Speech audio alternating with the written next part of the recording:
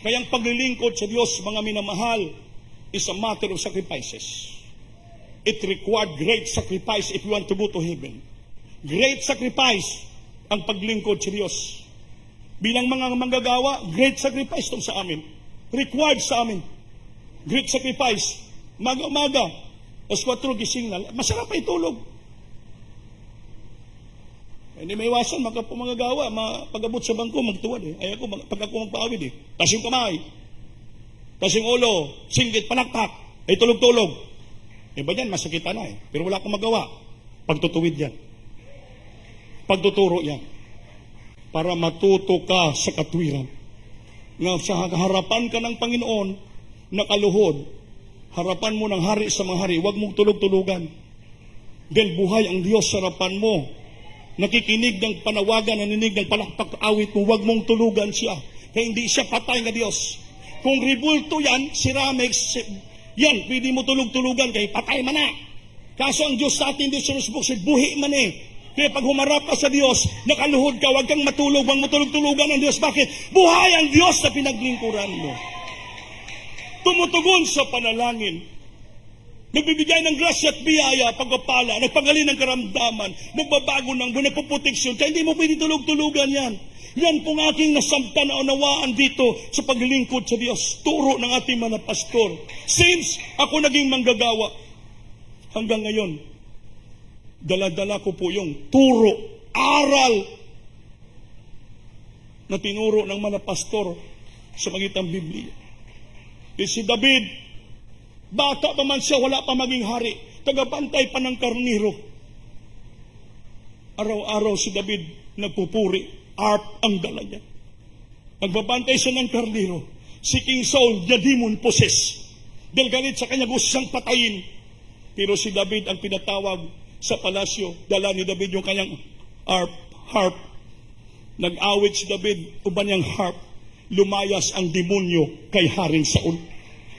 Kaya yung pagpupuri, you can drive out the devil far away by means of praises, the power of praise and worship to our loving God. Yun ang sekreto dito. Hindi payabangan, hindi pagalingan, kundi dito pakumbabaan. Iyak ka, tumawag ka, palagpakan mo sa ating Panginoon. You have to wound and touch the heart of God. You wound and touch the heart of God every day of your life. Abutin mo, you wound and touch, abutin mo ang puso ng Diyos. If you wound and touch the heart of God, the blessing, the power, the protection will follow you.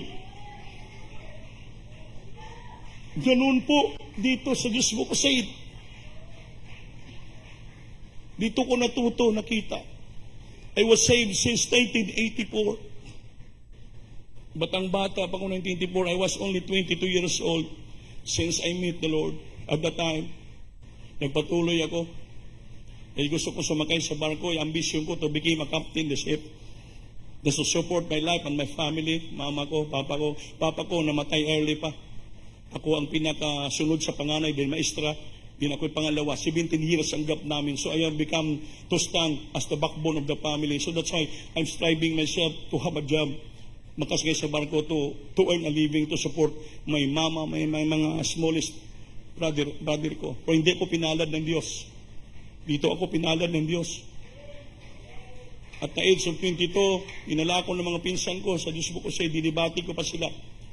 Kaya before, di ako niniwala sa Diyos. Sabi ko, wala yan, day. May dala pa akong na Jane nga bilog marka demonyo. Natistigil lang to. November 24, 1984, hindi ko makalimutan yun. Dumalo ako. Umpisa ang gawain sa Nubalit sa alas 8 sa umaga. Natapos sa alas 8 ng gabi. 12 hours of worshiping the Lord. Grabe. Holy Supper yun. Gutom na ako. Nag-breakfast lang kami sa amin ng 7 o'clock. Inabot na ng 8 in the evening, preaching na. Nagulisapin na si Bilabistan Pastor Mamadir. Nabigay na ng grapes o tinapay. Akala na ko, in my first time, akala na ko, snack to pinabigay. Sabi sa pinsan ko, kuripot naman yung pastor to. Gabi na, wala na panyaga, wala na paniud to. Wala Tanghalian, hapunan na, isang piranggot lang na tinapay, bigay, tsaka ganun na nga Diyos, pinuputos sa plastic. Pagbigay sa akin, ganun kagad, sunguyo ko kagad, kinain ko na kagad. Sabi ng pinsan, delikado yan. Anong delikado? Magutom na ta, delikado pa. Biting nga eh. Puripot yung pastor. Delikado yan. Anong delikado? Ngayon, umakyat ang bilas ng pastor Mamadir sa lahat ng mga baguhan na tumanggap ng bread sa wine, hindi pa kinabautismuhan, kailangan magdesisyon kayong pabautismo ka after the service. Kaya hindi, sabi ng Biblia, if you eat and drink unworthily, you are worthy of death. Mamatay ako.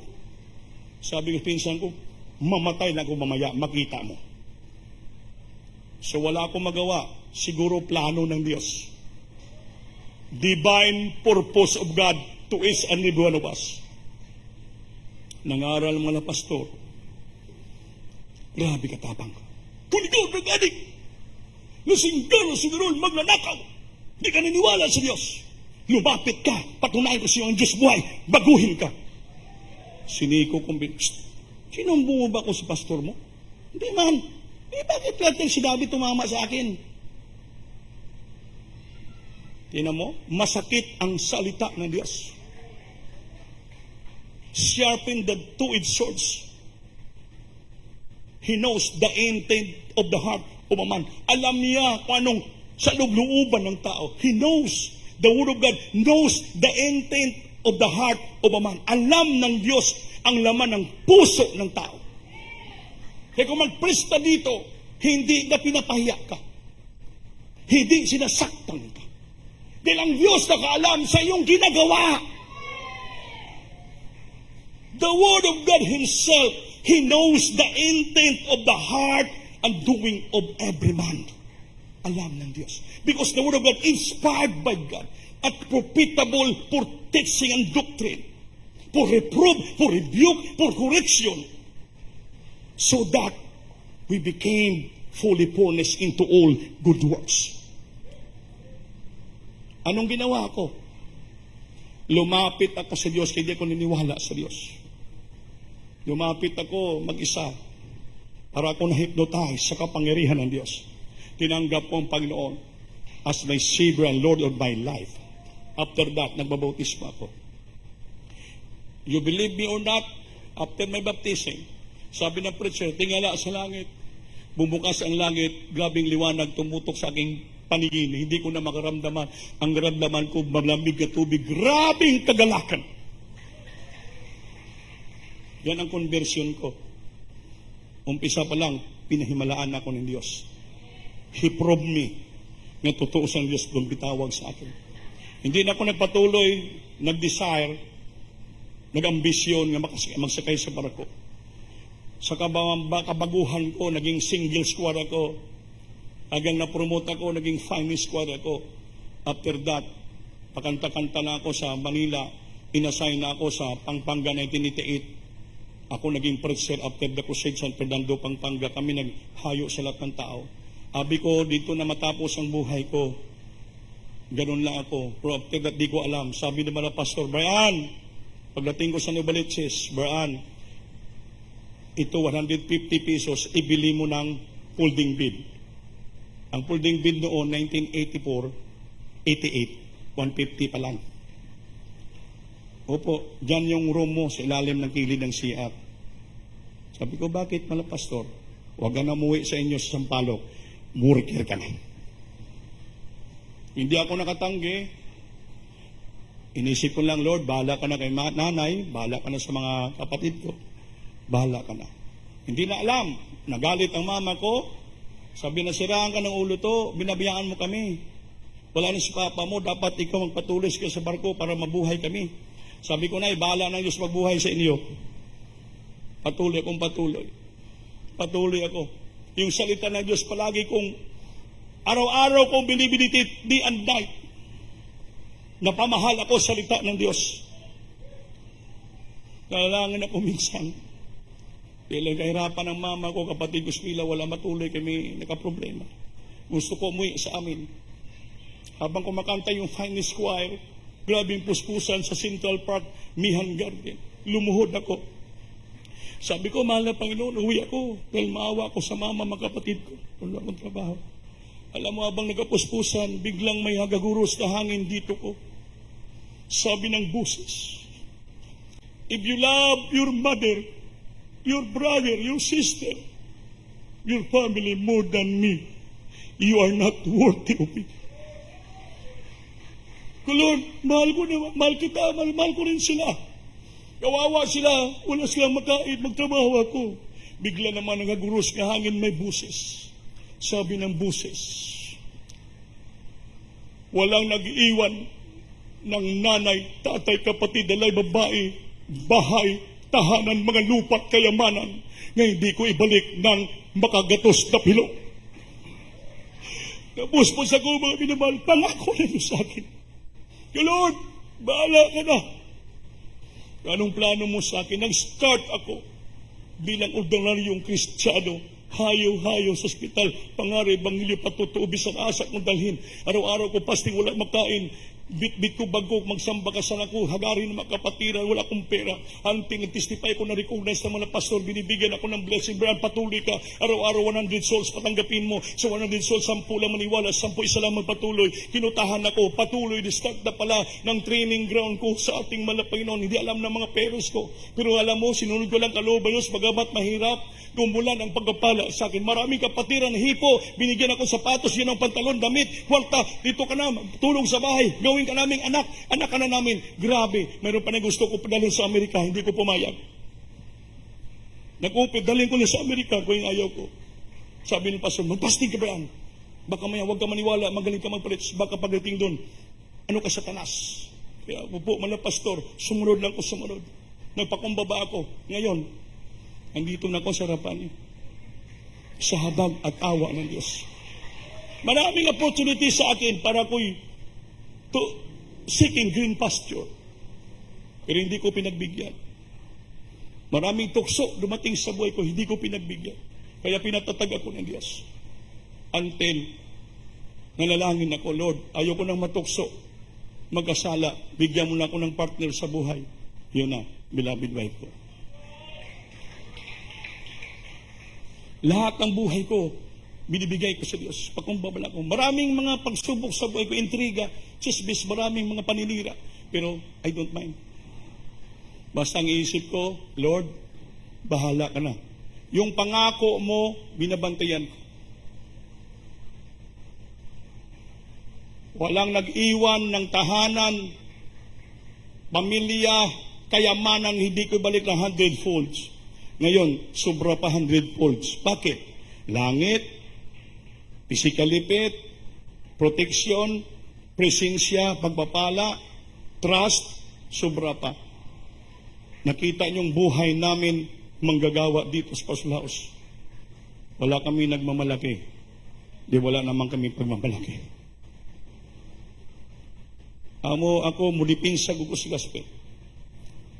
Sabi ni Pablo, I'm here to stand just to defend the church, to defend the brethren, to defend the church sa mga gawa ng kaaway for any deception. Hook or by crook, ipangaral ko. Sakitan ka mo dili, ipangaral ko. Tanggapin nyo hindi, ipangaral ko. Then bakit? Ulitin ko. Alipin ako ng salita ng Diyos. If I preach, I don't hurt any people. I don't want to hurt somebody. But ang salita ng Diyos, pinapangaral ko. Pagibasa. 1 Timothy chapter 5 verse 20, kindly Brother Anthony. Nakikinig ba kayo? Praise the Lord.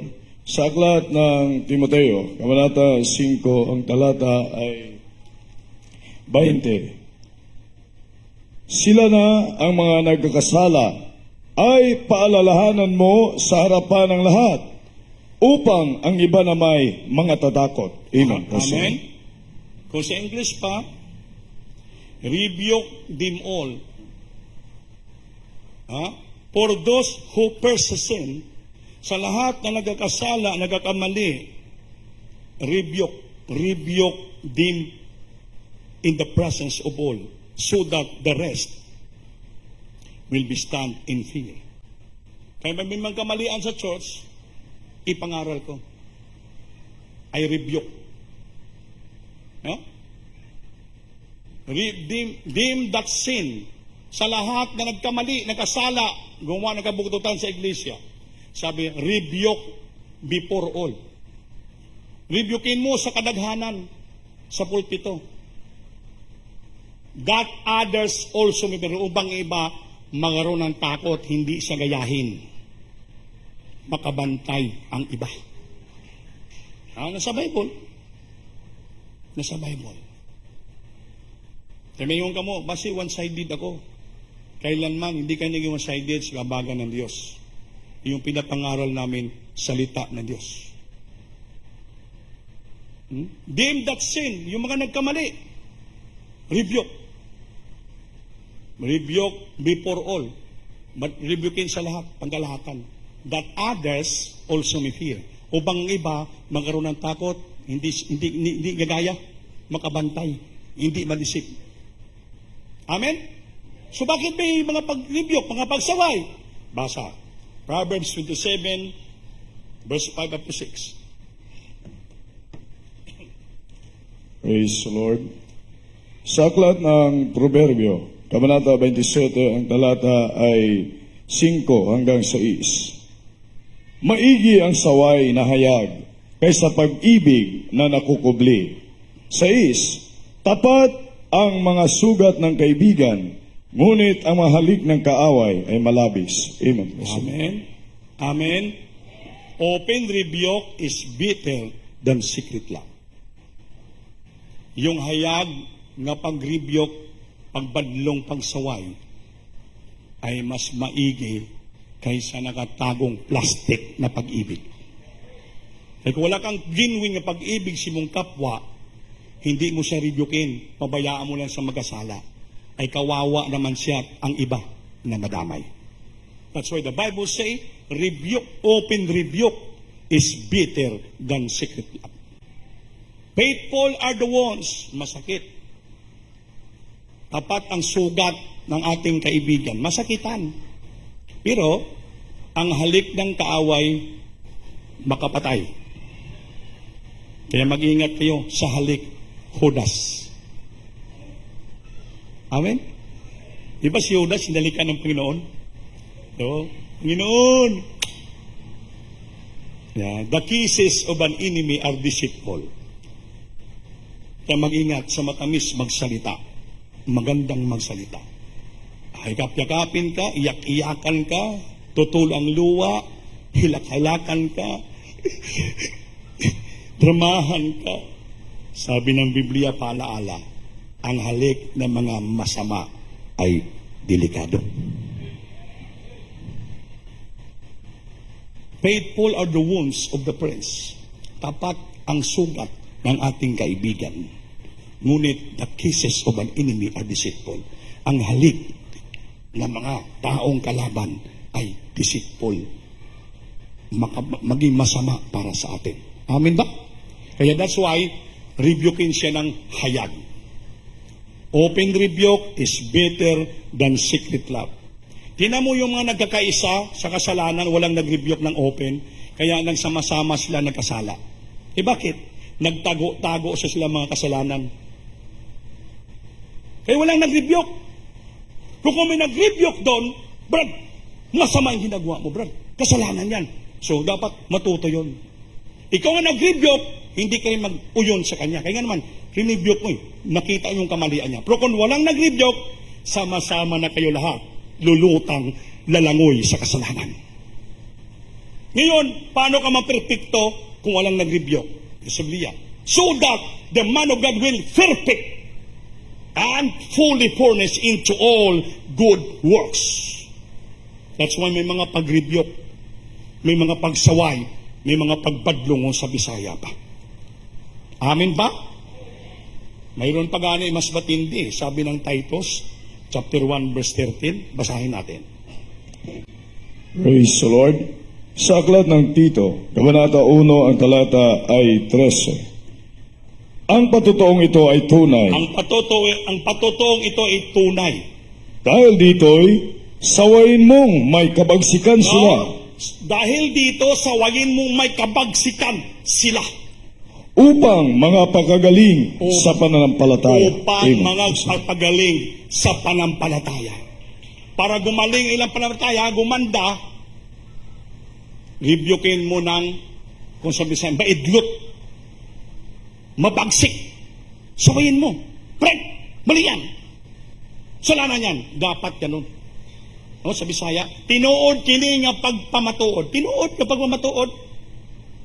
Busa badlunga sila sa pag-ayo. Aron malig-on sila diha sa pagtuo. Wala di ay badlong na laglagon ka.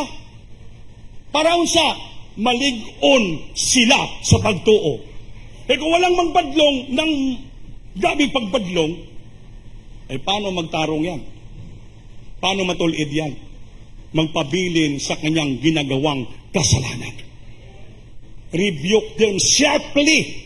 Sabi, sharply pa. Badlo nga pag-ayo. Aron malig-on sila diha sa pagtuo. Eh, unsa man nimo pag-ayo sa imong pagtuo, di ka magpa-rebuke. At kung wala may mag-rebuke sa imo, hindi ka magtalong sa pagtuo. That's why ang Biblia may mga pag-rebuke. May mga pagbadlong. Tamo, sharply pa nga eh. May sa Bisaya nga translation, maidlot. Badlong nga og ayo. Tinuod kini nga pagpamatuod. Tinuod pa. Hindi kumidya. Tinuod kini nga pagpamatuod. Di ba matudan sa Dios? Kusa badlunga sila pag-ayo aron malig-on sila diha sa pagtuo. Ayaw mo magpabadlong, eh paano ka maglingos pagtuo? O, imo na nakasalanan. Dahil ayaw mo magpabadlong. Gusto mo ng langit? Gusto pananginan ka? Gusto matulid ka? Mapirpikto ka? Magpabadlong ka. Para tumarong sumunod ka, aron pagpapalain ka ng ating malapit. Palakpakan po natin Diyos. So ngayon, bakit bang badlong yung preacher? Authority po namin yan. Last verse. 2 Corinthians chapter 10 verse 8. 2 Corinthians chapter 10 verse 8. Anong sabi ni Pablo? Praise the Lord. Sa aklat ng 2 Korinto, Kabanata 10, ang talata ay 8. Sapagkat bagaman ako ay magmapuri ng marami tungkol sa aming kapamahalaan na ibinigay ng Panginoon sa ikapagtitibay sa inyo at hindi sa ikigiba ninyo, ay hindi ako mapapahiya. Amen. Palakpakan natin Diyos. Sabi ni Pablo, for though I should boast somewhat more of my authority. Sabi pa, hindi ko pinagmamalaki, ipagmamayabang itong authority katungkol yung binigay sa akin. Which the Lord, for though I should boast somewhat more for our authority. Sabi ni Pablo, which the Lord had given us. Binigyan ng Diyos. Given us for edification. Ang authority binigyan ng Diyos sa preacher, hindi para distraction, no? And not for your distraction, I should not be ashamed. Hindi ako nahiya. Ang authority binigay sa amin kung pangaral kami para kamo ay ma-edify. Anong edify? Upang kayo masangkap, maganap, maging matatag, malig-on, pagpangalagad sa Diyos. Hindi distraction. Hindi upang wasakin kayo. Hindi upang gigibain kayo. Pero talawa, kaya bisan kung palabihan pa o jutay ang akong pagpasigarbo tungod sa akagahom, nagihatag ganako sa Ginoo alang sa pagpalig-on o dili sa pagpukan. Ako dili maulawan. Kamu ang maulawan, hindi yung gapangaral. Ako dili maulawan. Kaya ang ako authority, ginamit ko lang hindi pagpasigarbo, kundi para palig-unon ka mo. Dili pagapukabon, pagpukan sa inyo. Yan ang Biblia. Authority ng preacher ko yun, bilang nanguna. Pero wala na akong pinagmamayabang, pinagmamalaki. Para mapukan kayo sa pagpalampalataya. Para manglamig kayo, o pang gigibain kayo. Kundi paligunon kayo. Patatagin kayo to establish you, to straighten you, upang mapirpekto kayo. Paglingkod sa patuloy. Kaya tanggapin nyo ng maluwag mong pagpakumbaba. Kaya ang salita ng Diyos ay para mapirpekto tayo. Para matuto tayo sa katwiran. Para pagdating ng panahon, walang kakulangan. Nothing wanting. Kumplito ka. Complete. Fullness. Fully complete. Plastado. Malinis. Sa lahat na mabuting gawa sa paglingkod mo. Hindi naman natin nakita yung mali nating gawa, kalatin tama lahat. Kaya nakita ng salita ng Diyos. Para mawala yung masamang gawa sa atin, kaya sabi, yung papatuloy naggawa ng kasalanan, kamalian, rebukin. Badlungon ng ayo upang maging magaling sila, magbago ang buhay na sa panampalataya. Kaya mga minamahal, that is the purpose of God. The divine purpose of God in ourselves, in our life. Upang tayo perpektuhin. The Word of God, the Scripture, inspired by God. Profitable for doctrine, for reproof, for correction, for instruction in righteousness. That the man of God may be perfect, truly furnished into all good works. Naintindihan nyo ba? Kaya hindi po para gibain kayo. Hindi po para ipahiya kayo. Kundi para patatagin kayo. Perpektuhin kayo. Kaya, ganun lang kasimpleng pagpilingkod. Kaya lahat yan nadaanan namin bilang Kristiyano. Nagpatutubit ako sa inyo. Kaya hindi kami naging pagpasok, nagkilala ng Diyos, naging preacher ako na hindi. Hindi ako naging uding preacher kagad. Dumaan ako sa grabing pagsubok sa buhay. Sa habag at awa ng Diyos. Nakita ng Diyos ang aming sarili. Kinahabagan kami ng Diyos. Although hindi man kami karapat-dapat maging ordained preacher, inordinahan kami. Manguna sa gawa. Hindi po basta-basta itong trabaho natin. Hindi basta-basta ito. Pero dahil kung hindi pa inspired by God, hindi pa ordained by God, prima na pastor, wala kami. Una kami mawala sa harapan niyo. Dahil kung problema ng pag-usapan natin sa church, kami ang pinakagrabing problema dito. Ang inyong problema, bag lang, ang amon diri, sako-sako. Hindi basta-basta ang problema dito. Kaya hindi kami bumibitaw sa Diyos. Kahit pagod ang aming katawan, din makaya, hanggang magagising na kami magpuri. Wala kami magawa because we are all prisoner of Christ. Binilanggo kami tungod kay Kristo. Alipin kami ng salita ng Diyos. Kaya gawin namin, obligasyon namin para sa inyo.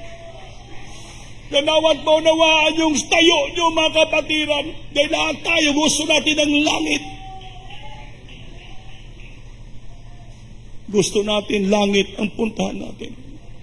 Kaya pamuhay yung salita ng Diyos. Awitan natin ang Panginoon, mga minamahal.